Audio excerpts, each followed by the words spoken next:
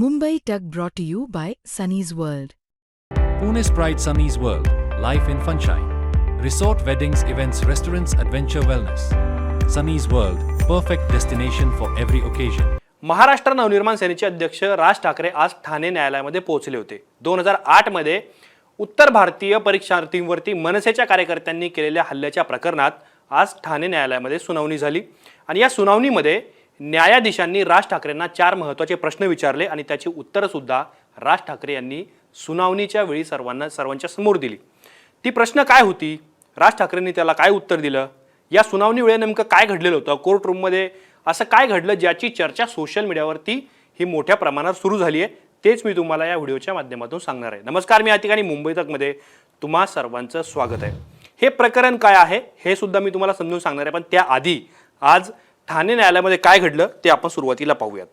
पहिला प्रश्न न्यायाधीशांनी राज ठाकरे यांना विचारला, त्याच्यामध्ये ते म्हणतायत, साक्षीदारांनी जबाब नोंदवले त्यानुसार रेल्वेची परीक्षा द्यायला आलेल्या उत्तर भारतीय परीक्षार्थींना महाराष्ट्र नवनिर्माण सेनेच्या कार्यकर्त्यांनी लाठ्या काठ्यांनी मारहाण केली, त्याबद्दल तुम्हाला काही बोलायचं आहे का, हा पहिला प्रश्न राज ठाकरे यांना न्यायाधीशांनी विचारला.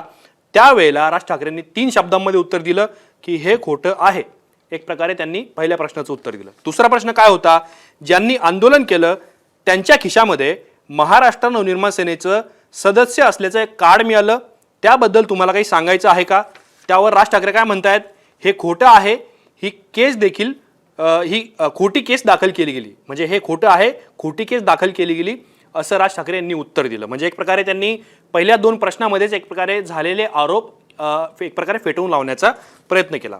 तिसरा महत्त्वाचा प्रश्न न्यायाधीश राज ठाकरे यांना काय विचारतायत, तुम्ही चिथावणीखोर भाषण केलं त्यामुळे हे सगळं घडलं असं जबाबामध्ये नमूद आहे.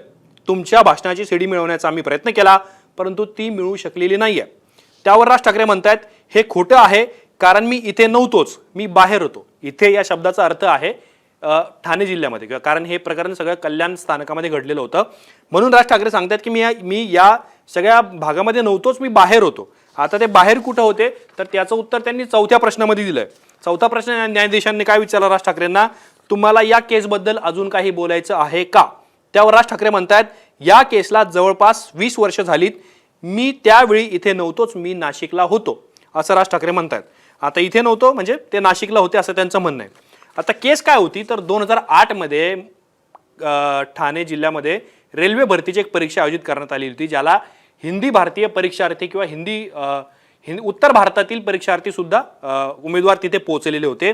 आणि त्यावेळेला राज ठाकरेंच्या एक प्रकार त्यांच्या राजकारणाचा आग्रह हा होता की इथल्या भूमिपुत्रांना, इथल्या स्थानिक मराठी तरुणांना नोकऱ्यांमध्ये प्राधान्य देण्यात यावं आणि त्यांचा रोजगार किंवा त्यांच्या नोकऱ्या हिसकावल्या जाऊ नये, हाच मुद्दा त्यांनी रेटून धरलेला होता. त्यावेळेला महाराष्ट्र नवनिर्माण सेनेचे कार्यकर्ते म्हणूयात आपण ज्याला, मनसैनिक, हे कल्याण रेल्वे स्थानकावरती पोहोचले 2008 मध्ये आणि त्यांच्यावरती आरोप आहे की त्यांनी उत्तर भारतीय परीक्षार्थींना लाठ्या काठ्यांनी मारहाण केली, काही रेल्वेंची आणि काही प्रमाणात रेल्वे स्थानकाची सुद्धा तोडफोड करण्यात आली. या प्रकरणात हा खटला सुरू आहे. खरं तर अनेक वर्ष राज ठाकरे या प्रकरणामध्ये कोर्टात एक प्रकारे जात नव्हते, पण 2019 मध्ये ते पहिल्यांदा या प्रकरणामध्ये सुनावणीसाठी कोर्टामध्ये पोहोचलेले होते. आणि या केसला एवढी वर्ष झाल्यानंतर सुद्धा अजूनही या खटल्याची सुनावणी सुरू आहे आणि याच खटल्यासाठी राज ठाकरे आज सुद्धा ठाण्यातील न्यायालयामध्ये पोहोचलेले होते आणि एक प्रकारे त्यांनी न्यायाधीशांच्या समोर त्यांचं म्हणणं मांडण्याचा प्रयत्न केला आणि न्यायाधीशांनी सुद्धा या केसच्या संदर्भात त्यांना काही महत्त्वाची प्रश्न विचारली. पण इंटरेस्टिंग गोष्ट अशी आहे याच्यामध्ये, याच 2008च्या केसमध्ये राज ठाकरे यांच्यावरती गुन्हा दाखल करण्यात आलेला होता. केवळ राज ठाकरेच नाही तर त्यांच्यासोबत आणखी 7 जणांवरती गुन्हा दाखल करण्यात आलेला होता. त्यामुळं या केसचा निकाल काय येईल, म्हणजे एक प्रकारे काय निष्कर्ष काढले जातील याच्याबद्दलची चर्चा होईलच. पण आता राज ठाकरे यांनी सुद्धा कोर्टामध्ये येऊन एक प्रकारे त्यांची कायदेशीर बाजू ही मांडण्याचा प्रयत्न केला आहे. आणि त्याच्यामध्ये एक महत्त्वाचा मुद्दा असा आहे की राज ठाकरे त्यांच्या न्यायाधीशांना त्यांनी जे उत्तरं दिली, जी मी तुम्हाला आता वाचून सुद्धा दाखवली, त्यामध्ये राज ठाकरे हे म्हणू पाहतात की ज्यावेळेला हे सगळं घडलं त्यावेळेला मी इथे नव्हतो, इथे म्हणजे कल्याण आणि ठाण्यात नव्हतो. आणि जो प्रश्न न्यायाधीशांनी त्यांना विचारला की तुम्ही चिथावणीखोर भाषण केलं आणि सगळं त्याच्यानंतर हे सगळं घडलं असं जबाबात आहे, त्यावेळेला सुद्धा राज ठाकरे सांगू पाहतात की मी इथे नव्हतो, मी नाशिकला होतो, मी बाहेर होतो, असं म्हणून राज ठाकरे यांनी एक प्रकारे या केसमध्ये आपली कायदेशीर भूमिका मांडण्याचा प्रयत्न केला. अर्थात आता या प्रकरणाचा निकाल येईल, त्यामध्ये काय असेल, कोर्ट कोणतं निरीक्षण नोंदवेल हे सुद्धा पाहणं अत्यंत महत्त्वाचं ठरणार आहे. पण आज मनसे प्रमुख राज ठाकरे ठाण्यामध्ये गेले, कोर्टात गेले, कोर्टामध्ये 4 ते 5 प्रश्न त्यांना विचारण्यात आले. त्याच न्यायाधीश आणि राज ठाकरे यांच्यामध्ये जो संवाद झालाय तोच तुम्हाला सांगण्याचा आमचा प्रयत्न होता. या प्रकरणाबद्दल तुमची मतं, तुमच्या कॉमेंट्स आम्हाला कॉमेंट बॉक्समध्ये नक्की मांडा. असेच माहितीपूर्ण व्हिडिओ पाहण्यासाठी मुंबई तकच्या YouTube चॅनलला सबस्क्राईब करायला विसरू नका.